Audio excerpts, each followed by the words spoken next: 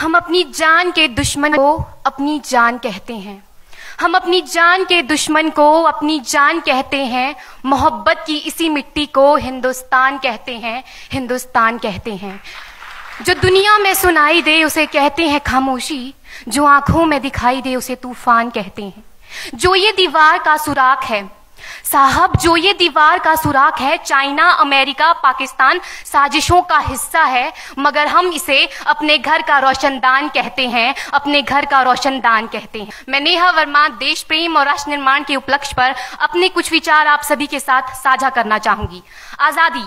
आजादी का असली मतलब वही समझ सकता है जिसने कभी गुलामी की हो। हम सौभाग्यशाली हैं कि हमने स्वतंत्र भारत में जन्म लिया।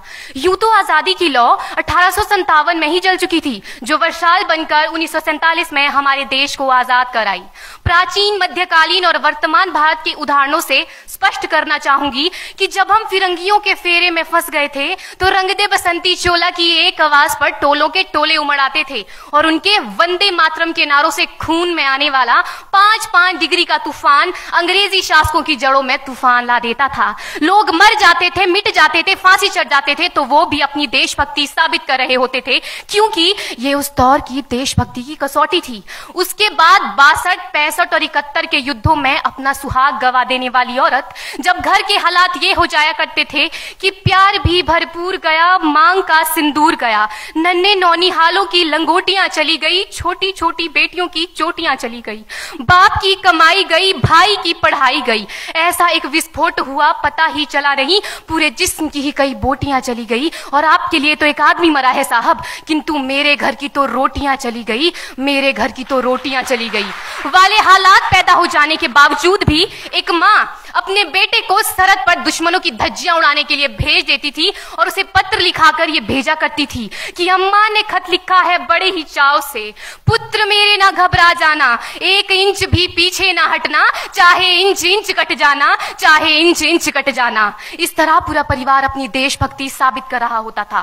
तब देश बलिदान मांगता था, तब देश लड़ जाने को कहता था, तब देश मर जाने को, मिट जाने को, फांसी चढ़ जाने को कहता था। किंतु आज देश लड़ जाने को नहीं कहता, आज देश मर जाने को, मिट जाने को, फांसी चढ़ जाने को नहीं कहता, बल्कि मेरे विचारों में यदि कोई व्यक्ति अपना काम पूरी ईमानदारी, पूरी मेहनत और पूरी लगन से करे ना, तो वही सबसे बड़ा देशभक्त है। मैं नहीं मानती कि फेसबुक और व्हाट्सएप की डीपी को 3 रंग में रंगना ही देशभक्ति है। और यदि आप कहेंगे कि साल में 2 बार हाथ में तिरंगा ले लेना देशभक्ति है, तो मैं पूछना चाहूंगी कि फुटपाथ में रहने वाला वो बच्चा ट्रैफिक की छांव में नंगे पांव में जब तिरंगा बेच रहा होता है, तो क्या इसे आप उसकी देशभक्ति कहेंगे? ये उसकी देशभक्ति नहीं, उसके पेट के भूख की शक्ति है जो उसे ऐसा करने पर मजबूर करती है। क्योंकि ना मस्जिद को जानते हैं, न शिवालों को जानते हैं, ना मस्जिद को जानते हैं, न शिवालों को जानते हैं। जो पेट के भूखे होते हैं ना, वो सिर्फ भोजन के निवालों को जानते हैं, वो सिर्फ भोजन के निवालों को जानते हैं। अपने परिवार, अपने समाज, अपने देश के लिए समर्पण का भाव है देशभक्ति। और हर देशद्रोही के जीवन में आने वाला तूफान है हमारी सच्ची देशभक्ति, ताकि हर देशद्रोही ये समझ सके कि अगर तू परिंदा है तो ये आसमान तेरा है, अगर तू दरिंदा है तो ये शमशान तेरा है, भाईचारे से रहना है तो रह इस जमीन पर, वरना ये कब्र भी तेरी है और यही कब्रिस्तान तेरा है और यही कब्रिस्तान तेरा है।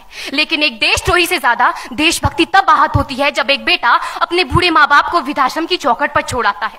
करा उठती है वो देशभक्ति जब मुसीबत में फंसे लोगों की जान बचाने से ज्यादा हम सेल्फी लेकर अपने लाइक बढ़ाने में लगे रहते हैं। आज के इस दौर में वो युवा जिनके ऊपर जिम्मेदारी थी अपने देश, अपने समाज, अपने राष्ट्र की आशाओं को बांधे रखने की, वही युवा अब 4x4 इंच की छोटी सी स्क्रीन पर अपनी कोमल अंगुलियों के घर्षण मात्र से अपनी भावनाओं की इमोजी भेज रहा है। 4 बोतल वोडका, काम मेरा रोज का ने भारत का भविष्य तबाह कर रखा है। हम ना एक ऐसे समाज में जीते हैं जहां लड़कों से बात करता देख जो भाई हड़काते हैं, लड़कों से बात करता देख जो भाई हड़काते हैं, वही भाई अपनी गर्लफ्रेंड के किस्से घर में हंस हंस कर सुनाते हैं। और मैं बता दूं, महिला सुरक्षा के मामले में हम आज भी 4थे नंबर पर आते हैं। हम ना एक ऐसे समाज में जीते हैं जहां पत्थर की मूरत को लगते हैं 56 भोग और भूखे नंगे तड़पते सो जाते हैं लोग, भूखे नंगे तड़पते सो जाते हैं लोग। मजदूर को मजदूर समझिए, मजबूर नहीं। गरीब को काम दीजिए, दान नहीं। और अगर दान देने के इच्छुक हैं तो जीते जी रक्तदान दीजिए और मरने के बाद अंग दान देकर किसी मरते हुए को जीवन दान दीजिए। यही सच्ची देशभक्ति और यही सच्चा राष्ट्र प्रेम है। ना सरकार मेरी है ना रब मेरा है, ना सरकार मेरी है ना रब मेरा है, और ना ही ये बड़ा सा नाम मेरा है। बस इतनी सी बात का गुरूर है मुझे कि मैं भारत की हूं और ये भारत मेरा है और ये भारत मेरा है। परंतु एक वैचारिक बीमारी हमारे समाज में मुझे नजर आती है।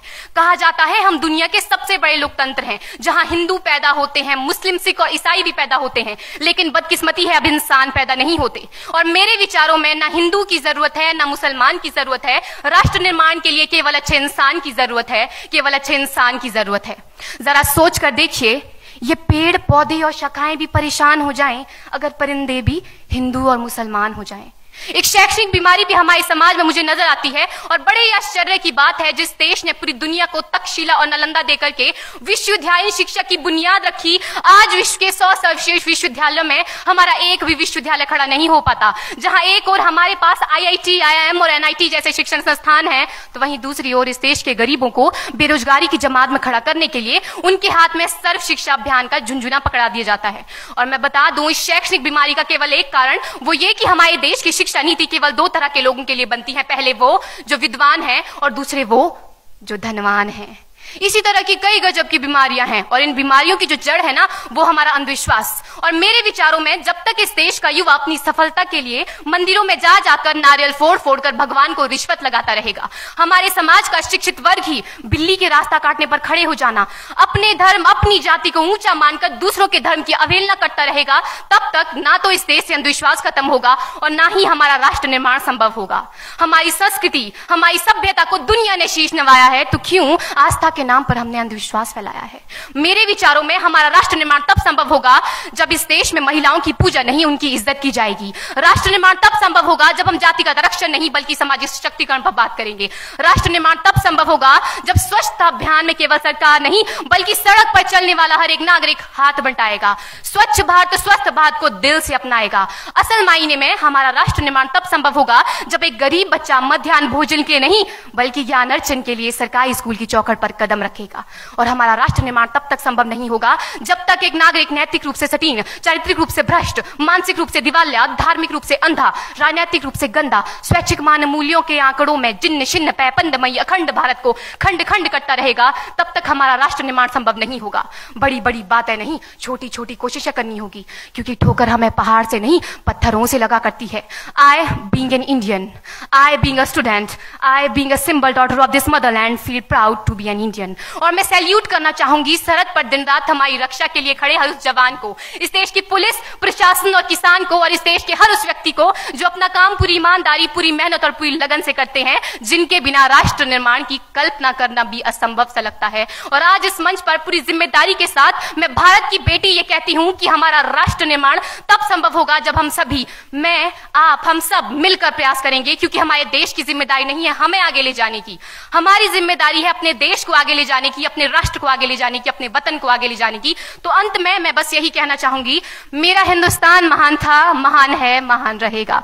मेरा हिंदुस्तान महान था, महान है, महान रहेगा। होगा हौसला सबके दिलों में बुलंद तो एक दिन पाकिस्तान भी जय हिंद कहेगा। पाकिस्तान ही क्यों, सारा जहान जय हिंद कहेगा, क्योंकि सारे जहां से अच्छा हिंदुस्तान हमारा, सारे जहां से अच्छा हिंदुस्तान हमारा, हम बुलबुलें हैं इसकी, ये गुलिस्तान हमारा, ये गुलिस्तान हमारा। जय हिंद, वंदे मातरम।